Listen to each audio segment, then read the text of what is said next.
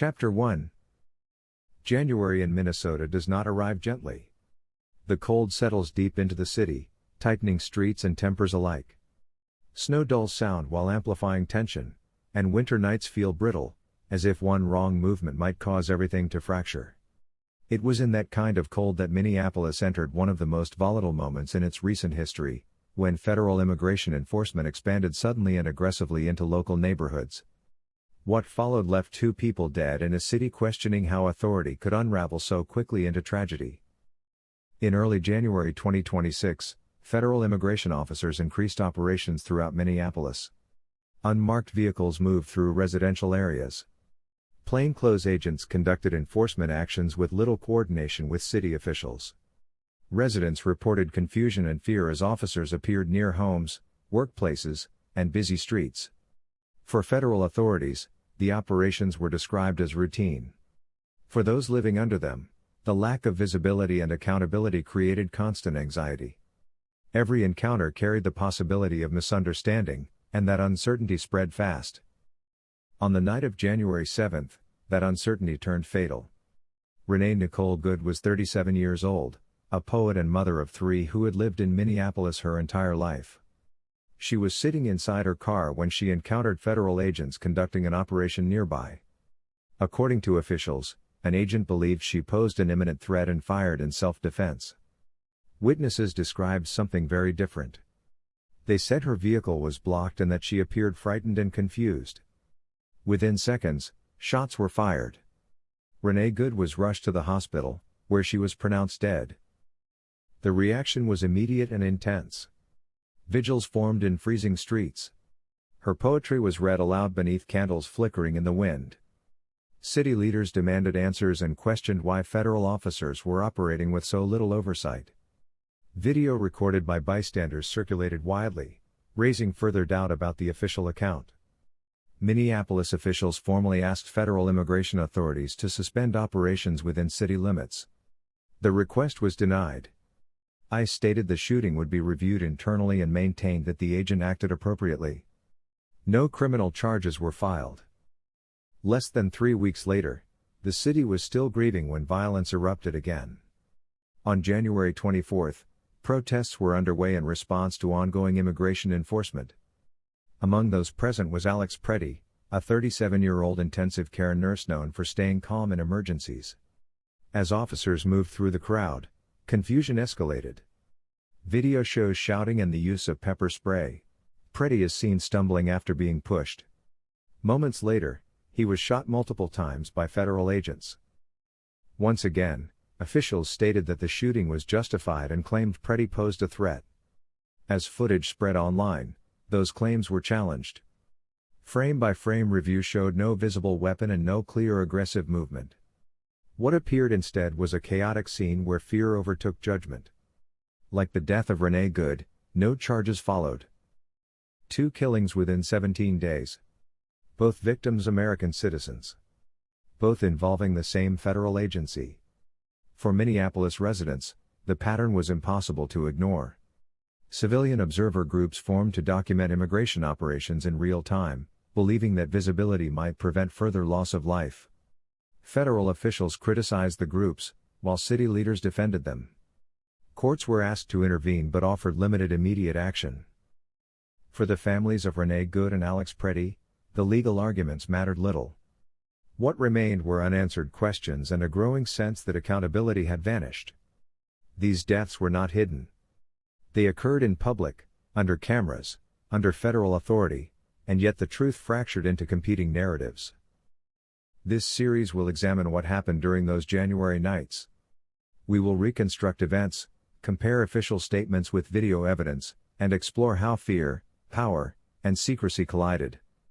Because when enforcement becomes indistinguishable from violence, the consequences do not end with the shots fired.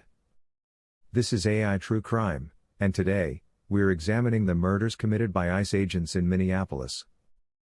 Chapter 2. The night Renée Nicole Good died did not begin as a confrontation. It began as an ordinary winter evening, the kind Minneapolis residents know well. Streets were slick with ice. Cars moved cautiously. People hurried indoors against the cold. Nothing about the hours leading up to her death suggested that she would become the center of a national reckoning by morning. Renée was 37 years old, a mother raising 3 children and a poet whose work often focused on survival, memory, and the fragile boundary between safety and fear. Friends described her as emotionally intuitive and deeply protective of her family.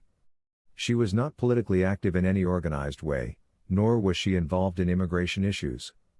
She was simply moving through her city on a January night, unaware that federal enforcement activity was unfolding nearby. At some point that evening, immigration officers were conducting an operation in the area. The precise purpose of the operation has never been publicly detailed. What is known is that agents were working in plain clothes and unmarked vehicles, a tactic that had already caused confusion in earlier encounters. Residents later said it was difficult to tell who was law enforcement and who was not, a distinction that becomes critical in moments of stress. Renée was inside her car when she encountered the officers. According to the federal account, an agent believed she was attempting to flee and feared being struck by her vehicle. That belief, they said, justified the use of lethal force. But witness statements complicate that narrative. Several people at the scene said her car appeared blocked in. Others described her as visibly frightened, trying to understand what was happening rather than attempting to harm anyone. In the seconds before the shooting, there is shouting and confusion, but no clear warning audible on available footage. When the shots were fired, the moment fractured instantly. People screamed. Someone began recording. The video is unsteady, partially obscured, and incomplete, but it captures the chaos that followed. Renée was struck and gravely wounded. Emergency responders arrived and transported her to the hospital, where she later died. Within hours, the official explanation was released. ICE stated that the agent acted in self-defense and that the incident would be reviewed internally. No body camera footage was made public. No independent law enforcement agency immediately took control of the investigation. That absence of transparency fueled anger almost as quickly as the shooting itself. By morning, the city was in mourning. Candles lined sidewalks. Posters bearing Renée's name appeared taped to light poles. Her poems circulated online, shared by people who had never met her but felt they now understood something about her voice. Community leaders demanded answers. City officials said they had not been informed of the operation in advance and questioned why federal agents were conducting actions that placed residents in danger without coordination. As scrutiny intensified, ICE maintained its position. The agency declined to release additional evidence, citing an ongoing review. No timeline was provided. No explanation was offered for why a civilian encounter escalated to lethal force so quickly. For Renée's family, the lack of information became its own form of trauma. They were left piecing together their final moments from fragments of video and second-hand accounts. The broader impact was immediate. Minneapolis officials publicly asked federal immigration authorities to halt operations within city limits. The request was unprecedented. It was also denied. Federal leadership insisted that enforcement would continue and that agents had acted within policy. For many residents, the message was chilling. If a woman in her car could be killed during a routine enforcement action, then no interaction was truly predictable. The fear was not abstract. It settled into daily life. Parents worried about driving at night. Neighbors questioned whether to intervene when they saw something unfolding on their street. Uncertainty became constant. Renée Good's death did not fade quietly. It lingered, unresolved, as an open wound. Her name became shorthand for a larger question that no official statement could answer. How does a system designed to enforce law end up killing someone who was never its target? That question would grow heavier in the days that followed. And before the city could even begin to process Renée's death, another encounter would end in gunfire. The pattern was forming, whether authorities acknowledged it or not. Chapter 3. The morning after Renée Nicole Good died, Minneapolis woke into grief that felt heavier than the snow blanketing its streets. News spread quickly, not only through headlines but through text messages, neighborhood groups, and social media videos shared with shaking hands. By sunrise, the city already understood that something irreversible had occurred. A woman was dead after an encounter with federal immigration officers, and no one outside the agency could explain how it had happened. City leaders moved fast, though often without clear authority.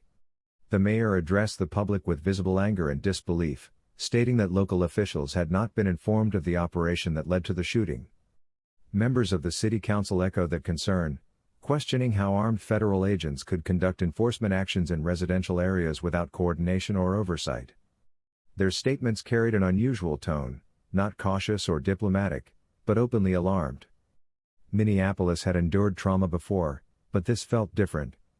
The authority responsible did not answer to the city at all. Within 24 hours, vigils spread across multiple neighborhoods. Candles burned in the snow. Handwritten signs carried Renée's name. Her poems were read aloud at gatherings that blurred the line between memorial and protest. People who had never met her spoke as if they had lost someone personal. The grief was collective, and so was the fear. Residents described a growing sense that ordinary routines had become dangerous, that a traffic stop or a misunderstood moment could now turn lethal. Federal officials offered little beyond formal statements. ICE confirmed that an internal review was underway and reiterated that the agent involved believed lethal force was necessary. No timeline for findings was provided. Requests for body camera footage were denied. The absence of information widened the gulf between the city and the agency operating within it. To many, silence began to feel intentional rather than procedural. As pressure mounted, Minneapolis officials took an extraordinary step. They formally requested that federal immigration enforcement suspend operations within city limits. The request was not symbolic. It reflected genuine concern that continued activity could provoke further violence. It was also an acknowledgement of powerlessness. The city could ask, but it could not command. The federal response was swift and dismissive. ICE declined to halt operations, stating that enforcement of immigration law fell under federal jurisdiction. The message was unmistakable. Local outrage did not alter federal authority. For residents, that refusal landed hard. It signaled that Renée Good's death would not pause the machinery that had produced it. In the days that followed, anger transformed into organization. Community members began forming civilian observer groups, volunteers trained to document immigration enforcement in real time. They carried phones, notebooks, and legal observers' numbers. Their goal was not interference but visibility. Many believed that being watched might restrain violence in ways policy had failed to do. Federal officials criticized the groups as dangerous and obstructive. City leaders largely defended them, calling transparency a public safety issue. The divide deepened. Courts were petitioned to intervene.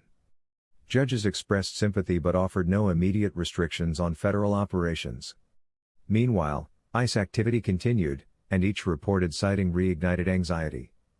Every unmarked vehicle became suspect. Every sudden stop on a street drew onlookers ready to record. For Renée's family, the public debate offered little comfort. They mourned privately while her name was invoked publicly, often without resolution. They asked for answers that never came. No charges were announced. No independent investigation was confirmed. What remained was an unresolved death wrapped in legal language and jurisdictional barriers. As the city struggled to regain balance, the sense of unease did not fade. Instead, it sharpened. Minneapolis had entered a period where enforcement and fear moved side by side, where authority operated without local consent, and where one unanswered killing had begun to normalize the unimaginable. And then, before the city could begin to heal, another confrontation would unfold. Another citizen would fall. And the questions surrounding Renée Good's death would no longer stand alone. They would become part of a pattern. Chapter 3. The morning after Renée Nicole Good was killed by an agent of U.S. Immigration and Customs Enforcement, ICE, Minneapolis awoke not to closure but to shock and anger. Her death was not a tragic accident or a misunderstanding. Video footage reviewed by multiple independent news organizations shows an ICE agent walk up to her vehicle, fire 3 shots into it in under 1 second, and strike her as she attempted to drive away. Witnesses reported that she was not confrontational, she had been honking and alerting neighbors to ICE's presence, a practice she and others within the community had adopted to protect undocumented neighbors, and she repeatedly told the agent she meant no harm. The pattern of how she was shot, the rapid sequence of bullets fired into a car that was pulling away, led local critics and legal analysts to conclude that this was an unjustified use of lethal force by a federal agent acting without restraint. City officials responded with outrage that matched the grief felt across neighborhoods.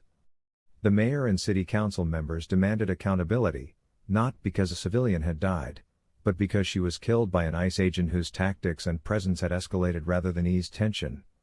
Local leaders made clear that ICE had not merely misjudged a situation, they had killed an unarmed citizen without clear provocation. Public memorials sprang up within hours, with candles lit against the snow and crowds chanting not only for justice for Renée but for the removal of ICE from the city entirely. Her family, represented by attorneys known for handling high-profile police brutality cases, rejected federal narratives that sought to justify the shooting, describing her death as murder at the hands of a law enforcement agent entrusted with power but unchecked in its exercise. Rather than tempering its approach, the federal agency doubled down on enforcement. ICE declined to suspend its operations despite calls from Minneapolis officials to leave the city following the killing. The Department of Homeland Security publicly defended its agents' actions, asserting that the shooting was necessary. But independent reviews of available footage and witness statements undermined those justifications. Video evidence made it clear that Renée's vehicle was not advancing aggressively toward officers and that no immediate threat to anyone's safety was evident in the moments before she was shot. Minneapolis leaders and legal observers argued that the federal narrative was constructed to absolve ICE of responsibility, rather than to confront the evidence. The refusal to pause operations or to grant local investigators access to the scene only deepened the sense that ICE was above accountability. State officials were blocked from participating in the investigation, prompting criticism from civil rights advocates who said that if local authorities cannot examine evidence, then the federal agency effectively controls both the action and the narrative about what happened. As the city attempted to reconcile the facts of Renée's death with official statements that characterized it as justified, thousands of residents responded by organizing into civilian observer groups to document ICE movements.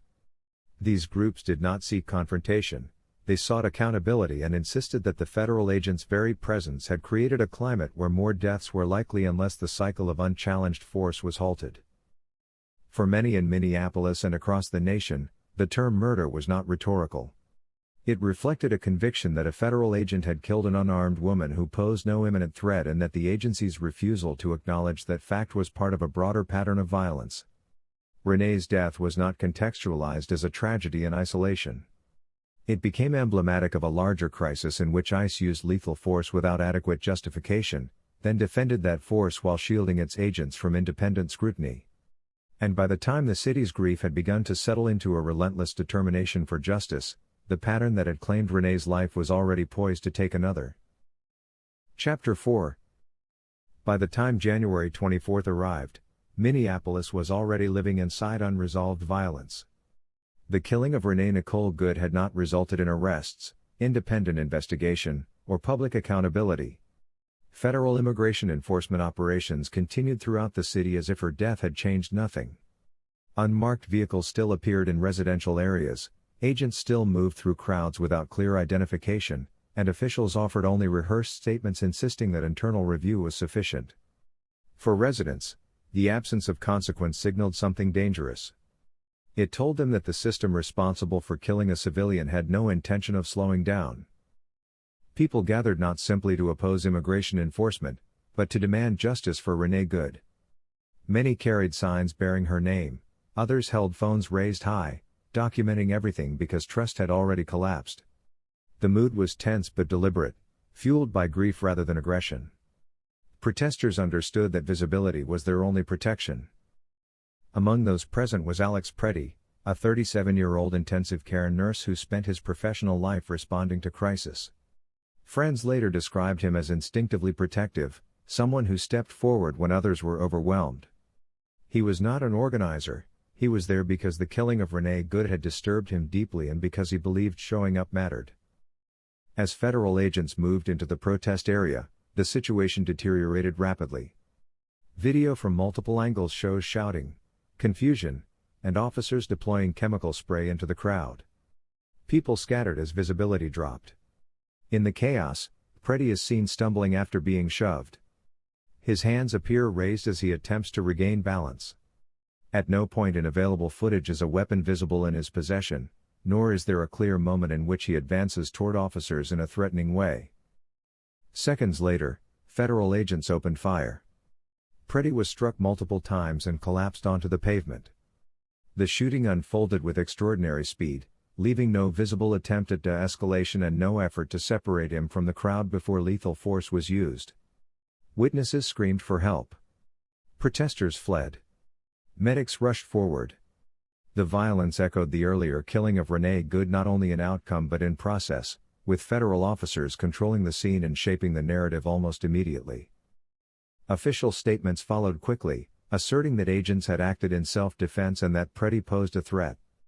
But as footage circulated online and was examined frame by frame, those claims became increasingly difficult to reconcile with what the videos showed. There was no visible firearm.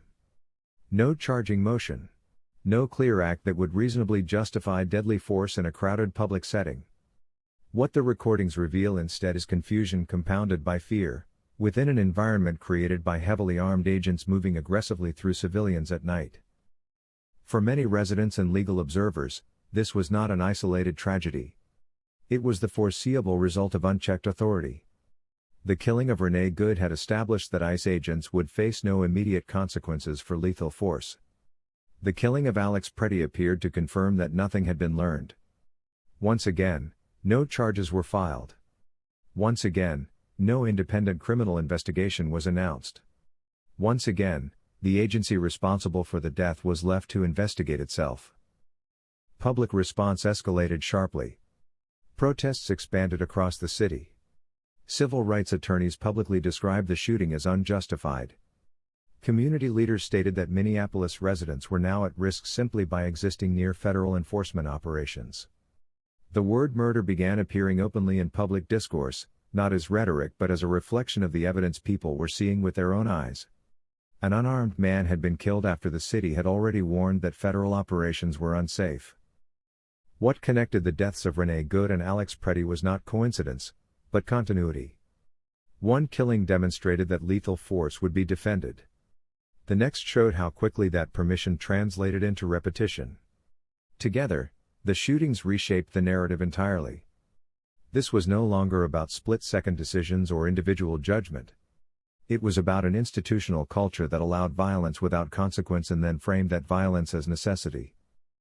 By the end of January, Minneapolis was no longer asking whether something had gone wrong. The city was asking how many warnings had been ignored, and how many deaths it would take before accountability was no longer optional. The answer, at least for now, remained buried beneath federal authority and silence, while two families were left with loss that no official statement could explain away. Chapter 6. In the weeks after the killings of Renée Nicole Good and Alex Pretti, the question facing Minneapolis was no longer what had happened. The videos existed. The witnesses had spoken. The timelines were known. The question that remained was far more unsettling. Why did nothing happen afterward? No arrests. No indictments. No independent prosecutor stepping forward. Only silence layered carefully over procedure. The answer lay not in the streets where the shootings occurred, but in the legal architecture surrounding federal power. Immigration and Customs Enforcement, known publicly as U.S. Immigration and Customs Enforcement, operates under a shield that local governments cannot pierce. When a local police officer kills a civilian, the case may fall to county prosecutors, state investigators, or civilian review boards. When a federal agent does the same, jurisdiction collapses inward. The agency investigates itself. Evidence is controlled internally. Decisions about discipline or referral for prosecution are made behind closed doors. This structure is not accidental. It was designed to protect federal operations from political interference, but in practice it has created a system where accountability becomes optional. Even when a killing occurs in full public view, even when video contradicts official explanations, the pathway to criminal charges runs directly through the same institutions whose reputations are at stake. That conflict is built in, and it has consequences measured in human lives. After Renee Good was killed, Minneapolis officials requested access to evidence and asked for an independent review. Those requests were denied or delayed. After Alex Pretti was shot, the same pattern repeated. Statements were issued asserting justification. Internal investigations were announced without timelines. Families were told to wait. The public was told to trust a process it could not see. Legal experts interviewed in the aftermath pointed to a familiar outcome. Federal agents are rarely charged for on-duty killings, not because lethal force is always justified, but because prosecutors must prove not only that the shooting was unnecessary, but that it violated clearly established federal standards. Those standards are broad, deferential, and written to favor agent perception over civilian reality. If an agent claims fear, even when video casts doubt, that claim often becomes the end of the inquiry. This is how responsibility dissolves. Not with a declaration of innocence, but with the quiet decision that no one will be held to account. The deaths of Good and Pretti were not ruled justified in open court. They were simply absorbed into bureaucracy until outrage exhausted itself. For the families, this process felt like a second trauma. They were asked to mourn privately while the system closed ranks publicly. Each request for transparency was met with delay. Each demand for justice was redirected into administrative language. The message was unmistakable. The federal government would not prosecute itself. The broader effect rippled outward. Civilian observer groups expanded, not out of ideology, but necessity. People believed that if cameras could not prevent the killings, perhaps they could at least prevent the erasure that followed. Documentation became a form of resistance against forgetting. What made the January deaths especially destabilizing was not only that they happened, but that they revealed a pattern. First, lethal force. Second, immediate justification. Third, internal review. Fourth, no charges. When this sequence repeated, it ceased to look like coincidence and began to resemble policy in action. This is the quiet machinery behind federal violence. Not the moment of gunfire itself, but the assurance that afterward, nothing will interrupt the cycle. That assurance shapes behavior. It lowers restraint. It teaches agents that even catastrophic outcomes can be defended as procedure. Minneapolis did not lose faith in justice because of one night or one protest. It lost faith because 2 deaths produced no reckoning. Because the system designed to protect the public instead protected itself. And because when authority is immune from consequence, accountability becomes something citizens must demand rather than expect. By the end of January, the city understood something painful. The killings were not anomalies. They were symptoms. The real crime was not only the pulling of triggers, but the structure that ensured no one would answer for it. In the next chapter, we will examine how this immunity has functioned nationwide, and why cases like Renee Good and Alex Pretti so often disappear without trial, verdict, or justice, leaving families with grief and a country with unanswered deaths. Chapter 7. When the killings of Renée Nicole Good and Alex Pretti are examined together, the most disturbing element is not uncertainty but consistency. The events follow a pattern that has appeared repeatedly in encounters involving federal immigration enforcement. The cities differ and the victims differ, but the sequence remains nearly identical, unfolding with mechanical predictability. The pattern begins with presence.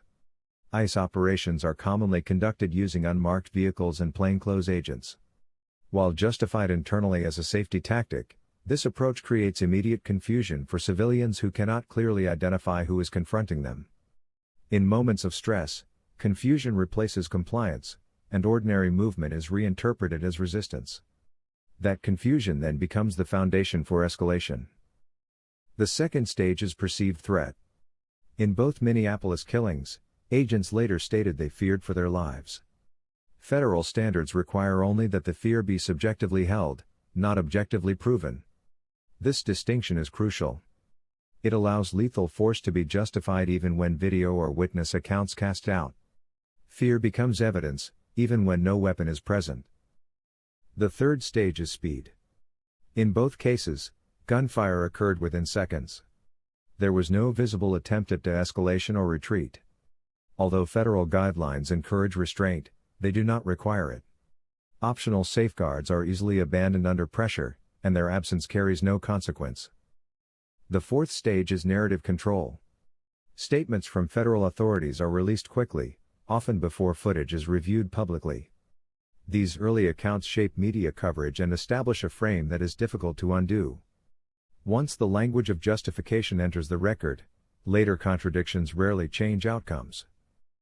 The fifth stage is internal review. ICE and the Department of Homeland Security investigate their own agents. These reviews are administrative, not criminal. The question is whether policy was followed, not whether a life was unlawfully taken. As a result, criminal referral is extraordinarily rare.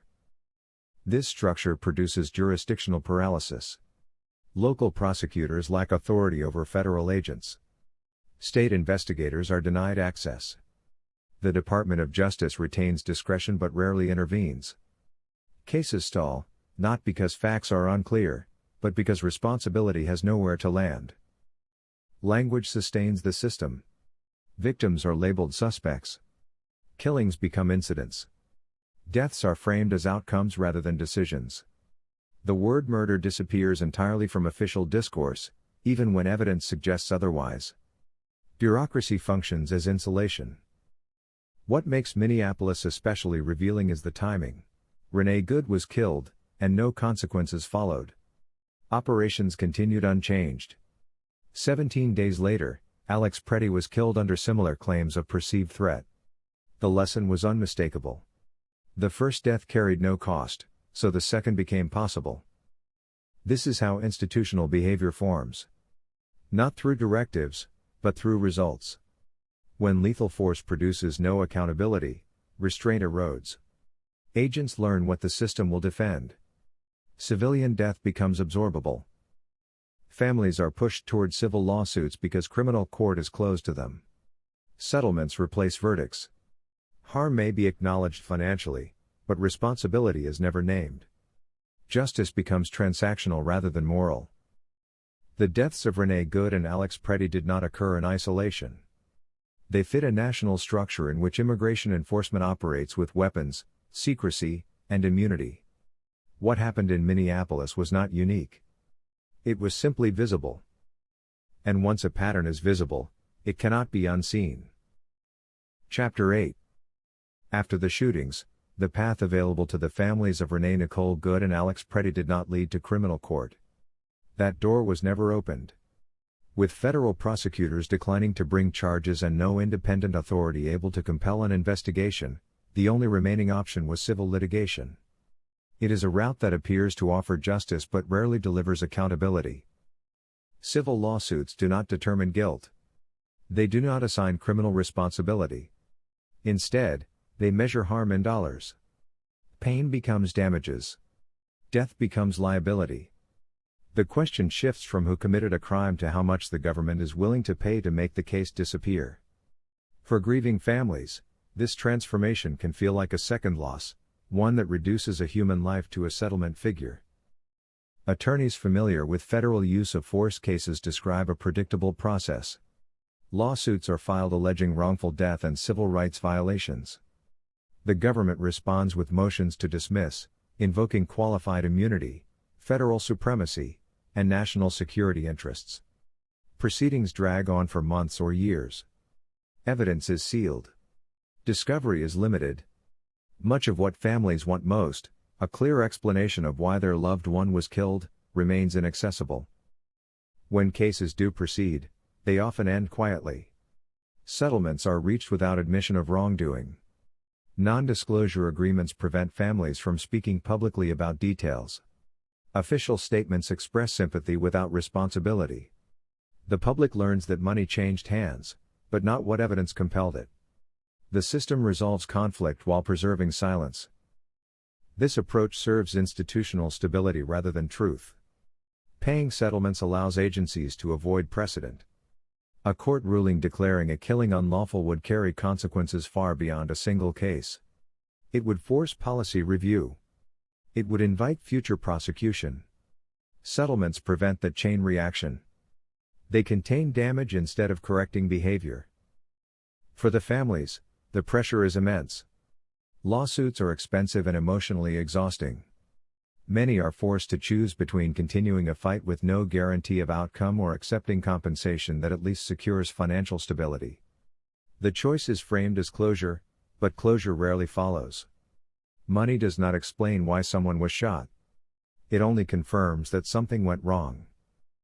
In cases involving federal agents, this pattern repeats nationwide. Deaths are followed by internal reviews. Criminal charges are declined. Civil suits are settled. Public attention fades. The institution remains unchanged. Each case is treated as isolated, even when similarities are unmistakable. What makes this system particularly corrosive is that it creates the illusion of justice. From the outside, a settlement appears to be resolution. In reality, it is avoidance. It closes cases without answering questions. It compensates harm without confronting cause. It allows officials to say the matter has been addressed while nothing has been learned. For Minneapolis, this realization deepened mistrust. Residents understood that even if lawsuits were successful, no agent would face trial. No policy would necessarily change. The deaths of Renée Good and Alex Pretti would be processed administratively, not morally. The law would move on without naming what had occurred. This is how violence becomes normalized. Not through denial, but through procedure. Each step follows rules, yet the outcome remains the same. Lives are lost. Institutions persist. Grief is privatized while authority is preserved. In the end, civil court offers something, but not justice. It offers payment without truth.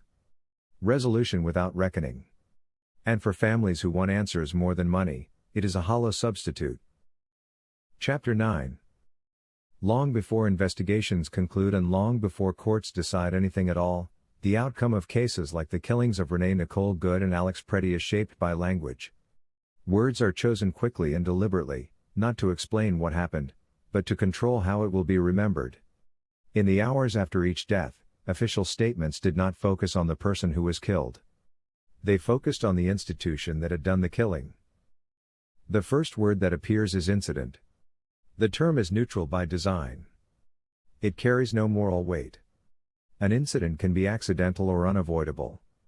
By labeling a fatal shooting an incident, responsibility is softened before facts are examined. The violence becomes abstract, stripped of intention and choice. The person who died is already receding from the center of the story. Next comes the phrase officer-involved shooting. This construction avoids identifying an actor. It does not say who fired the weapon or who made the decision. It suggests participation without agency. Something occurred, and an officer happened to be nearby. The grammar itself obscures accountability. The sentence has no subject capable of blame. Then comes review. Officials promise an internal review, a phrase that implies scrutiny while guaranteeing none that is public. Review suggests process rather than judgment. It reassures the audience that something is being done without committing to any outcome. The review has no deadline, no transparency, and no obligation to be shared. It exists largely to buy time until attention fades. As scrutiny increases, language tightens further. Agents are said to have perceived a threat. This phrase is crucial. It does not assert that a threat existed, only that it was believed. That belief becomes the central fact, outweighing video, witnesses, and physical evidence. Once perception is elevated above reality, the standard for justification collapses inward. The people who were killed are then reframed. Renée Good is described as a driver involved in a confrontation. Alex Pretti becomes a protester present during unrest. Their identities are reduced to roles within a disturbance. Personal history disappears. Parenthood, profession, and humanity are replaced by situational labels that imply risk. This linguistic narrowing has consequences. When the public hears the same terms repeated across press briefings and headlines, the framing becomes truth through repetition. Even when later evidence contradicts early claims, the original language remains embedded. First impressions persist long after corrections are issued. Media outlets often reproduce official phrasing verbatim, especially in early coverage. Headlines echo agency language, reinforcing neutrality where outrage might otherwise exist. By the time investigative reporting appears, public interest has often moved on. The damage is done quietly and efficiently. This pattern does more than protect institutions. It reshapes memory. Years later, records will show that 2 individuals died during incidents involving federal officers under review. The documents will not reflect panic, confusion, or unjustified force. They will reflect sanitized terms that transform killing into administrative occurrence. For families, this erasure is devastating. Their loved ones are not remembered as people who were killed, but as names attached to procedural language. The story becomes about process rather than loss. Every repetition of official phrasing feels like another denial of what actually happened. Language does not merely describe reality. In cases like these, it replaces it. The act of naming determines whether violence is seen as crime or necessity. When the word murder is excluded from discourse, accountability never enters it. By the time cases fade from headlines, the narrative has hardened. The institution remains credible. The dead remain contextualized. Responsibility dissolves into syntax. This is how systems survive catastrophe. Not by proving innocence, but by controlling vocabulary. By ensuring that no sentence ever fully states what occurred. By removing agency from violence until no one appears responsible. Final chapter. The story of January does not end with court filings, press statements, or the slow fading of headlines. It ends with absence. With 2 people who never came home. With families who wake each morning to lives permanently altered. With a city that learned, in real time, how little protection exists when authority is insulated from consequence. Renée Nicole Good and Alex Pretti were not symbols when they were alive. They did not choose to represent anything. They became symbols only because the system that killed them refused to answer for it. Their deaths were not anomalies, not tragic flukes of circumstance, but predictable outcomes of a structure that privileges enforcement over humanity and procedure over life. What followed revealed more than the shootings themselves ever could. Investigations that went nowhere. Statements that avoided naming responsibility. Reviews that replaced justice. Settlements that substituted money for truth. Language that smoothed violence until it sounded like inevitability. Each step worked exactly as designed, not to uncover what happened, but to contain it. This is the quiet danger of institutional power. It does not need to deny harm. It only needs to absorb it. To process death through forms and phrases until grief becomes private and accountability evaporates. When a system can kill and then narrate the killing in its own voice, the outcome is never resolution. It is repetition. Minneapolis learned this lesson painfully fast. One death was followed by another because nothing interrupted the first. The absence of consequence became permission. And permission, once established, does not announce itself. It simply waits. True crime is often framed as the pursuit of monsters. But sometimes there is no single villain, no dramatic confession, no courtroom reckoning. Sometimes the crime is structural. Sometimes it wears a badge, speaks in policy language, and survives because it never has to explain itself. The question left behind by January is not whether mistakes were made. It is whether a democracy can tolerate a system in which lethal force produces no reckoning, no transparency, and no truth beyond what authority allows itself to say. Because when a government cannot name its own violence, it cannot correct it. And when violence goes unnamed, it does not disappear. It waits. This was not just the story of 2 killings. It was the story of what happens when power outruns accountability, and silence is mistaken for order. The intelligence may be artificial, but the loss is real. And the unanswered deaths of Renée Good and Alex Pretti remain, waiting not for closure, but for a country willing to speak plainly about what was done in its name. This is AI True Crime. Next week, we're looking at one of the most fascinating crimes in Silicon Valley history, the story of Elizabeth Holmes and Theranos. AI True Crime is written by ChatGPT, with music by Marika, and voiced by Speechelo.